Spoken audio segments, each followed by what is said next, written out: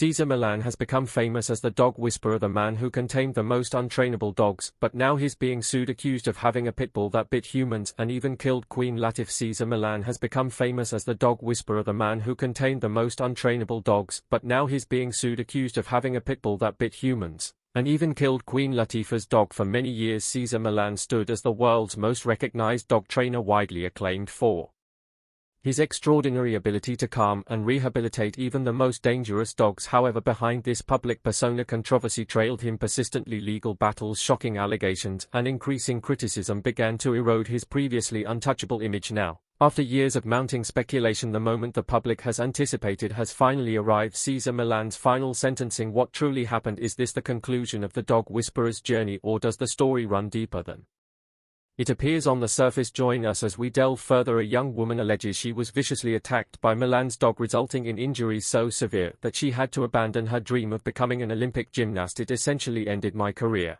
she states. The same dog, named Junior, is also alleged to have fatally attacked Queen Latifah's pet. Lydia Muse, now 19, says she had been training in gymnastics since the age of 5. These incidents add to the ongoing controversies that have come to surround Cesar Millan. Known globally as the dog whisperer, Cesar Millan built a reputation as a master of canine rehabilitation. He was renowned for his ability to transform even the most difficult dogs into calm, obedient companions. Born in Mexico, Millan crossed into the United States with nothing but a dream and a natural gift for connecting with animals. Through relentless determination, he advanced from grooming dogs to training them, ultimately earning his own television show, Dog Whisperer with Cesar Millan, which aired for nearly a decade. His techniques, which revolved around pack leadership, discipline, and psychological rehabilitation, gained widespread admiration. Celebrities sought his help, and dog owners across the globe hung on his every word. His rise to fame included best-selling books, endorsements, and influence throughout the pet training industry. Yet, while many hailed his abilities, others became increasingly critical. Animal behaviorists and welfare groups questioned the efficacy and humanity of his dominance-based approach. These critics argued that his training methods were not only outdated but potentially harmful. Over time, allegations of animal cruelty, lawsuits, and legal issues began to threaten his professional standing. Despite frequent negative press and public debate about his legitimacy, Millan repeatedly managed to restore his image, but this time the stakes are different. Cesar Millan now faces his final reckoning, an outcome that promises to surprise. What really happened? Stay with us as we uncover the full story, but first let's explore how it all began. Cesar Felipe Millan Fellele was born on August 27, 1969 in Culiacán, Sinaloa, Mexico. From an early age he displayed a remarkable connection with animals. Growing up on a farm, he spent hours observing dogs, studying their instincts and modes of communication. His grandfather, a farmer deeply connected to animals, taught him the importance of calm and assertive leadership, a philosophy that would later underpin Millan's training style. As a teenager, Millan dreamt of becoming the world's leading dog trainer, but with limited opportunities in Mexico, he set out at the age of 21, entering the United States illegally with minimal resources and no knowledge of English. One of Millan's most loyal canine companions was Junior, a pit bull he often referred to as his best friend. Junior became a constant presence by his side throughout his dog whisperer journey. According to a lawsuit, Junior allegedly bit Lydia Muse multiple times, leaving deep puncture wounds and lacerations. Millan's move to the US was a leap of faith driven by ambition and belief in his talent. Settling in Los Angeles, he took on low-paying jobs, washing cars, cleaning kennels, while refining his understanding of dog behavior. His big break came when he landed work at a dog grooming salon, where clients quickly noticed his ability to manage aggressive dogs. Word spread, and soon Millan was working with some of Hollywood's elite actress Jada Pinkett Smith became one of Millan's earliest high-profile supporters. She admired his talent and even paid for his English lessons. With her encouragement, his career took off. In 2004, Dog Whisperer with Cesar Millan premiered on the National Geographic Channel. The show became an instant success. Millan's concepts like calm, assertive energy and the exercise discipline affection trifecta resonated deeply with dog lovers worldwide. His ability to rehabilitate difficult dogs seemed almost magical, but success came with scrutiny. As Millan's popularity grew, so did criticism over his techniques. While millions praised him for transforming unruly dogs, many within the veterinary and animal behavior communities began to push back. Critics claimed his methods, which relied heavily on dominance, pack hierarchy, and physical corrections, were not only outdated but damaging. Organizations such as the American Veterinary Society of Animal Behavior (ABSAP) and The Humane Society strongly opposed his use of forceful tactics, asserting they could instill fear and anxiety in animals. The criticism intensified as videos surfaced showing Millan using choke chains, alpha rolls, a technique where a dog is forcibly pinned on its back, and electric collars. These images triggered public outrage. Experts warned that such methods might suppress behavior in the short term, but could provoke long-term aggression. Millan defended his approach, arguing that it reflected natural communication between dogs and humans, but criticism wasn't limited to professionals. Even some clients who turned to him for help filed lawsuits accusing him of negligence and causing harm to their pets. Some of these cases gained significant attention. One prominent example involved a Labrador mix named Shadow. His owner had enrolled him at Millan's dog psychology center due to behavioral issues. Allegedly, the dog was subjected to harsh treatment, including extended use of a choke chain. After returning home, Shadow exhibited signs of trauma, excessive panting, trembling, and erratic aggression. Tragically, the dog later bit a family member and had to be euthanized. The owner sued Millan, claiming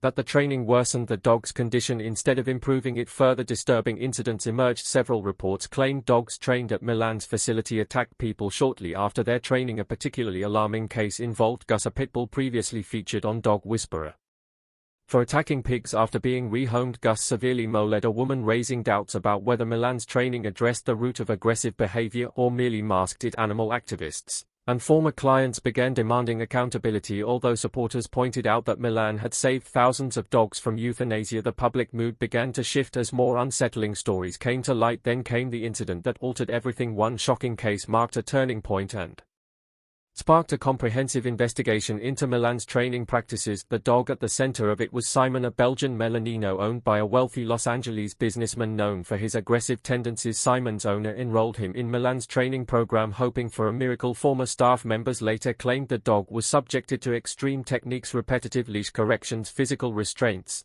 and the controversial flooding method, in which a dog is overwhelmed by its fears until it stops reacting. Despite growing concern among some trainers, the program continued under Millan's supervision. But then came the incident that would dominate headlines, a violent attack. Stay tuned to discover what unfolded next. Simon was returned to his owner after allegedly completing a full rehabilitation program. However, the calm didn't last long. Just days later, tragedy struck during a social event at the businessman's residence. In an unforeseen outburst, Simon attacked a female guest who had merely extended her hand to pet him. The dog viciously clamped down on her arm, shaking it with intense force, while she screamed in agony. The assault left the woman with serious wounds, including deep lacerations, nerve damage, and scars that would remain with her permanently. Emergency personnel had to forcibly remove Simon from her grasp, and in the aftermath the dog was euthanized. As news of the violent incident spread rapidly, what truly fueled public outrage was the revelation that Simon had already been classified as a dangerous dog prior to his supposed rehabilitation by Cesar Millan. Reports surfaced alleging that Simon had previously bitten a trainer at Millan's dog psychology center, a critical detail that was purportedly concealed from the public. Critics condemned Millan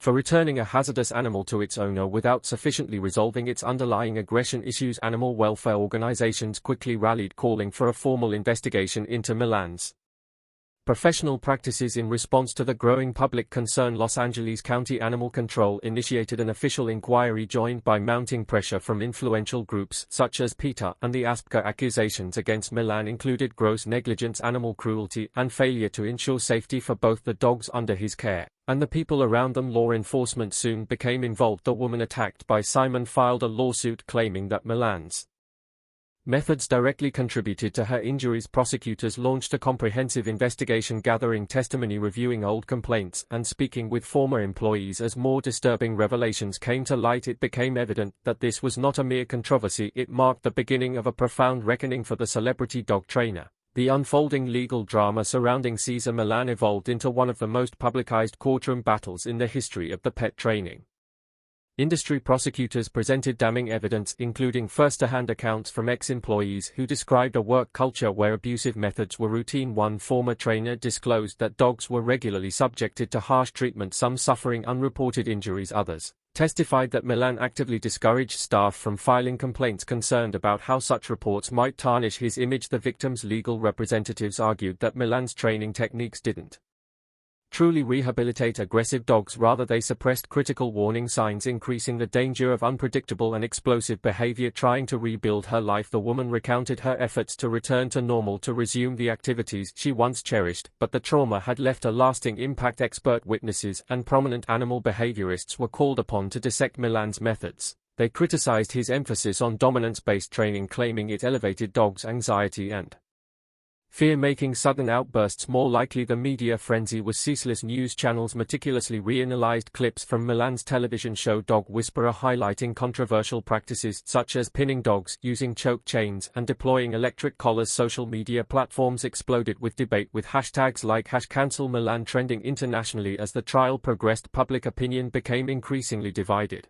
While some dog owners stood by Millan, crediting him for helping their pets, others, particularly professionals within the dog training community, viewed the case as validation of their long-held concerns about his approach. Then came the betrayal. Several of Millan's former celebrity clients who had once publicly praised him began distancing themselves. Jada Pinkett Smith, an early and vocal supporter, released a statement expressing regret, stating that while she had trusted Millan, she now leaned toward more scientifically supported training approaches. Other celebrities soon followed, unwilling to associate themselves with the growing scandal, yet not everyone turned away. Millan's most devoted followers, including some high-profile trainers who shared his philosophy, defended him staunchly. They characterized the incident with Simon as a deeply unfortunate accident that didn't reflect the broader scope of Millan's work. Some even suggested that Millan was being unfairly targeted due to his unconventional rise to prominence in the industry. As the trial neared its conclusion, the world watched with anticipation. Would this controversy signal the downfall of Cesar Millan, or would he survive yet another storm? As the courtroom braced for the final arguments, Millan's legal team prepared for their last opportunity to defend the embattled trainer. With his entire career, reputation, and possibly his freedom hanging in the balance, his lawyers sought to reframe the narrative. They contended that Millan was not a negligent or cruel trainer, but a visionary, misunderstood in his mission to rehabilitate the most challenging dogs. At the core of their defense was one central argument: intent. They emphasized that Millan never set out to harm anyone, and that he had dedicated his life to giving difficult dogs a second chance when others had given up on them. In court filings, Millan denied all allegations made by the plaintiff, including the widely discussed claim that his dog had attacked and killed Queen Latifah's pet. His attorneys maintained that Simon's case was an isolated incident, not indicative of systemic abuse. To support their defense, they called in a series of character witnesses, former clients, professional trainers, and celebrities who still endorsed his work. One of the most emotional testimonies came from an elderly woman who, with tears in her eyes, described how Millan had saved her service dog from euthanasia, turning it into a calm and loving companion. Her heartfelt story left a deep impression on the courtroom. The defense also leaned on scientific rebuttals. They presented animal behaviorists who defended Millan's methods, arguing that although they might appear severe, such techniques were essential in particularly extreme cases. These professionals emphasized that strong leadership and controlled discipline were often crucial in transforming aggressive dogs. As for past controversies and previous legal claims, Millan's team dismissed them as sensationalized attacks driven by the media and activist groups opposed to his dominance-based methodology. They claimed his fame had made him a convenient target. The most pivotal moment in the defense came when Cesar Millan himself took the stand. Dressed in a dark suit, he addressed the jury in his signature composed manner. He recounted his humble beginnings, his deep-rooted love for dogs, and his unwavering mission to help animals that others had deemed hopeless. With conviction and sincerity, he tried to remind the court and the world of who he truly was and why he started this journey in the first place. Cesar Millan took the stand with sincerity, affirming that his life's mission had always revolved around dogs. He expressed that every canine deserved a second chance and emphasized that it was never his intention to cause harm, whether to humans or animals. His purpose had always been centered on rehabilitation, never on injury. Visibly emotional, he expressed profound sorrow for the tragic incident, but insisted that his training approach was not the root cause. Sometimes, no matter how much effort is poured into a case, there are simply dogs that cannot be saved, he explained. Simon, he said, had received every chance he could offer, just like the thousands of other dogs he had helped over the years. His testimony was deeply moving, powerful enough to stir sympathy in the courtroom and momentarily shift public sentiment in his favor. However,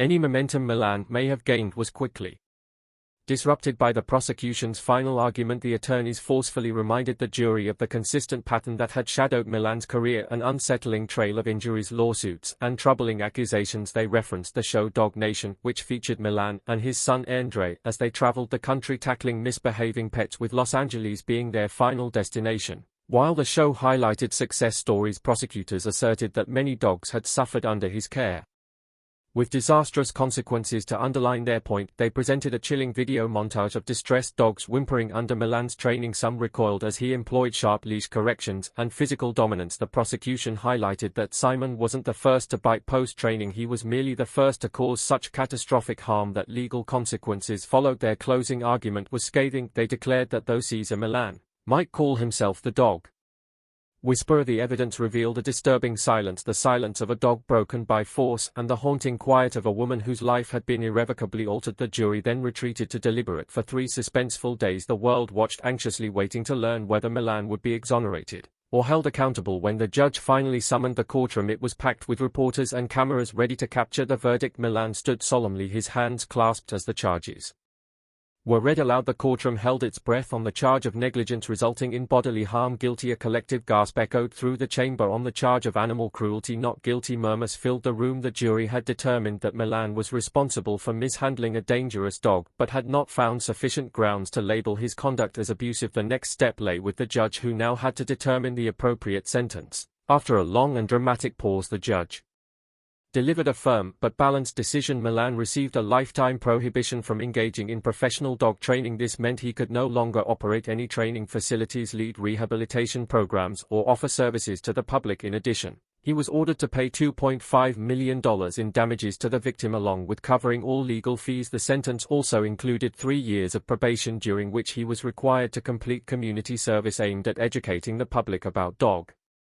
welfare. The ruling sent ripples throughout the industry. Some considered it an appropriate resolution, holding Millan accountable while sparing him total ruin. Others interpreted it as the closing chapter of a controversial legacy rooted in dominance-based methods. The courtroom erupted in emotional reactions, some furious, others satisfied, while Millan's loyal supporters decried the outcome as unjust and politically motivated. His detractors applauded the judgment as long overdue justice for the dogs and people affected by his training techniques. Animal rights organizations celebrated the ruling as a turning point in dog training history. One passionate activist proclaimed it a landmark victory for science-based humane approaches, adding that no dog should be subjected to outdated and coercive techniques. Meanwhile, outside the courthouse, Millan's son Andre reflected on working with his father and growing into the role with a light-hearted comment about sharing the same shoe size. He conveyed how deeply rewarding it had been to work alongside his dad. For him, it had felt like a dream finally realized. But as the dust settled, the fallout was undeniable. Millan's celebrity allies appeared split. Some continued to defend him, asserting that his contributions to canine behavior should not be forgotten. Others, however, remained conspicuously silent, perhaps hesitant to be associated with the scandal. Facing a sea of media after the verdict, Millan appeared calm but visibly shaken. In his first statement, he said he accepted the court's decision and would continue advocating for dogs in any capacity available to him. This isn't the end, he said, it's just a new chapter. Yet the reality was stark. Cesar Millan's era as the dog whisperer had ended. His famed dog psychology center was forced to shut down. Many of his team members either resigned or transitioned to training methods that emphasized science and compassion, distancing themselves from the controversy. His media empire began to unravel. Networks can-led reruns of Dog Whisperer, sponsors cut ties, and his once dedicated fan base fractured. While some still stood by him, others admitted his methods had not aged well. In a world now focused on fear-free training, despite the overwhelming setbacks, Millan remained resolute. In a heartfelt message, he expressed gratitude to his loyal followers and declared his commitment to continue helping dogs through alternative means. Whispers of a possible reinvention began circulating, perhaps a shift toward canine psychology consulting, or maybe the creation of a non-profit focused on rehabilitation without direct training. Others speculated he might step away from the dog world altogether, transitioning into motivational speaking or personal coaching. But amid all the speculation, one question lingered: could Cesar Millan ever return? In his absence, the dog training world had already begun evolving, gravitating toward reward-based, gentle methods championed by professionals who had long opposed his dominance-driven style. Some saw this evolution as progress, a long-awaited shift toward empathy and evidence-based behavior science. And yet, even in disgrace, Millan's impact was impossible to ignore. Whether his story was truly over or just entering a new phase, only time would tell. What are your thoughts? Do you believe Cesar Millan's punishment was justified, or was he unfairly singled out? Let us know in the comments. And if you found this journey compelling, don't forget to like, subscribe, and check out the next video on your screen. You won't want to miss it.